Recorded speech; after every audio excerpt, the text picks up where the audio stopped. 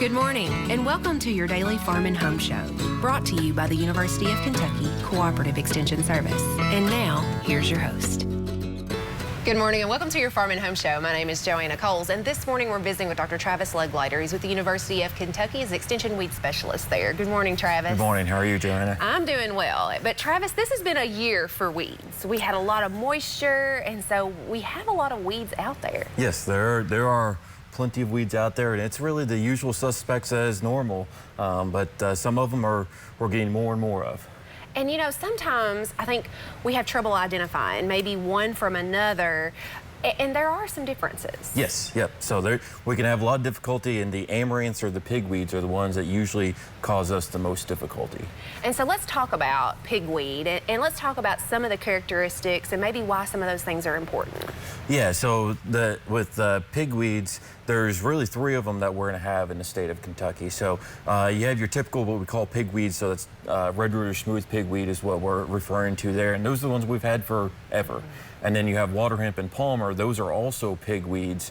And so they all look very similar, but there's some few little characteristics that can differentiate all 3 of them. And you know, a lot of people, if they have waterhemp, they just assume that it is a palmer pigweed, but there are some characteristics. There are some characteristics that are different between the 2 of those, too. And control's different. Yes, and control can be different, too. So the 2 of them, they're very similar, but the way we go about managing them can be different. Okay, so you brought along some visuals for us here. Tell me what these are. Yeah, so what we have here is we have a waterhemp plant here, and then we have a smooth pigweed right here. Okay. So the first thing we do when we know we have a pigweed, the first thing you really need to do is look for hairs on the stem. And that's really the first step in differentiating the 3 of these. And if you see hairs on the stem, it's actually a good thing. We should be happy because it's smooth or redroot pigweed, and those are ones we can control. We don't have a lot of resistance issues. We can still manage those fairly well. Now, if you don't have any hairs on any surface of the plant, then you're dealing with waterhemp or palmer.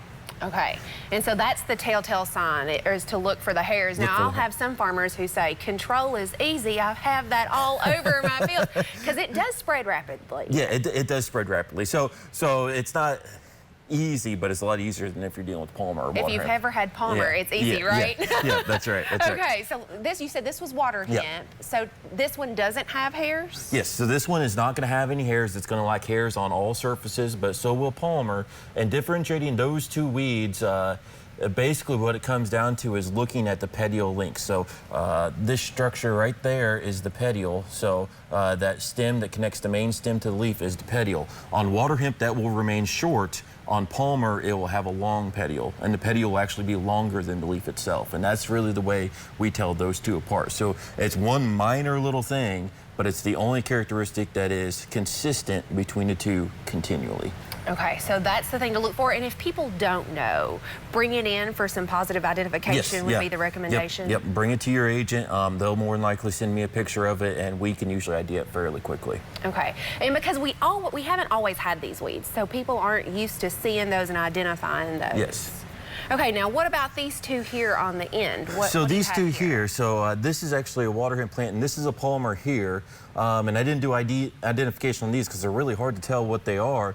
And the reason I pulled these up is actually this is the ground level here, and it's just to show that these weeds can produce seed even when they're this small. So this is a tiny little plant. It got mowed off, but anytime we stress these weeds, they're going to start putting on seed. The bottom line is no matter what they're going to do, they're going to produce seed. So that's why it's critical to completely manage all of the pigweeds, is because even these little ones, it's not going to produce 500,000 seeds, but it's still going to produce seeds. And that's one of the things that why waterhemp and palmer are so difficult is even whenever we mow them, knock them down, they're really little, they still produce seed, and some of our weeds aren't going to be as resilient as those 2 weeds are. And producing seed for your new crop next year, because a lot of times, just something that small, even though it's not as much as a mature plant, can still produce several seeds. Yes, it can still produce. I mean, you can get a couple hundred seeds out of this, and that's going into the soil seed bank for next year and the next couple of years to emerge from there. So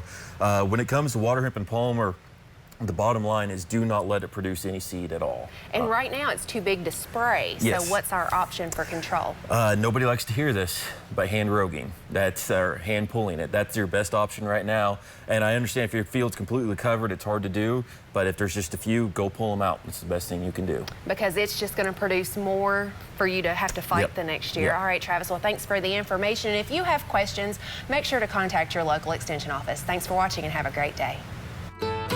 If you have questions about today's topic, please call the Warren County Extension Office at the number on your screen. Thanks for watching and have a great day.